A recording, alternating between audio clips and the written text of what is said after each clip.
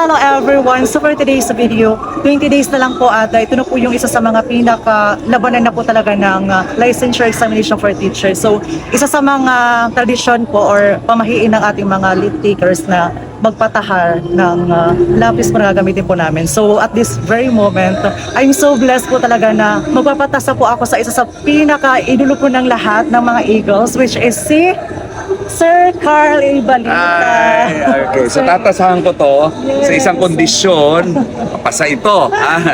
Yeah, so bakit ba talagang yung pagtatasa naging tradisyon yan at marami rin mga pamahiin na pero ang pinakamahalaga talaga yan ang tulis-tulis yan.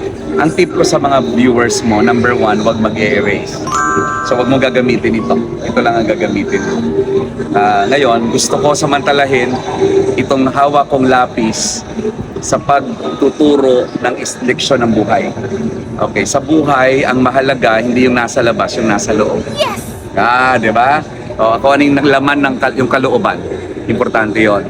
Huwag kang matatakot na isulat ito dahil sa bawat pagsusulat mo, may binibigay ka. At huwag kang matatakot na magtasa. Masakit ang pagtatasa kasi may friction, pero ito ang dahilan kung ba't na ilalabas mo yung nasa loob. So naglalabas ng kabutihan ng tao, ang nanggaling ng tao, yung hirap na pinagdadaanan niya, yung friction. Okay, at ang huwag matatakot na magkamali sa buhay dahil may eraser. Okay, pero sa board, huwag mag-erase. Okay, always remember the lesson of the pencil. What is important is what's inside, and you keep doing it even if you commit mistakes.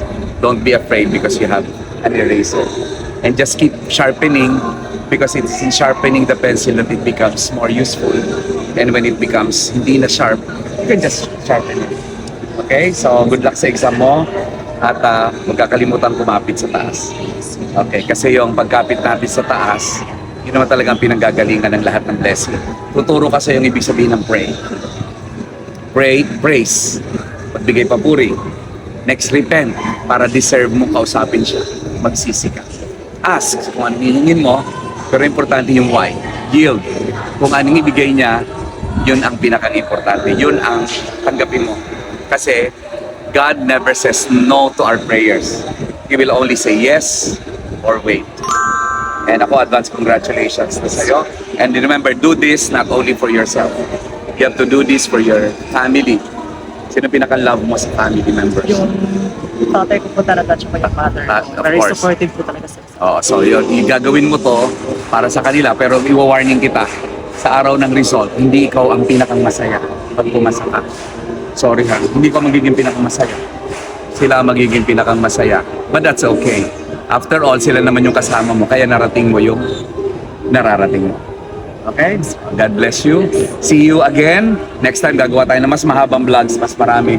At gusto ko makita yung community mo na kung saan ginagawa mo yung vlogs mo. At gusto ko ma-meet ang parents mo. Wow. Gawa tayo ng content together. Congratulations in advance. So, Thank you. so before I end this video, ano po yung pinaka-message niyo po sa lahat ng mga viewers natin out there, especially po yung mga kabataan na may mga pangarap din po talaga sila sa buhay? Ang edukasyon talaga is the great equalizer.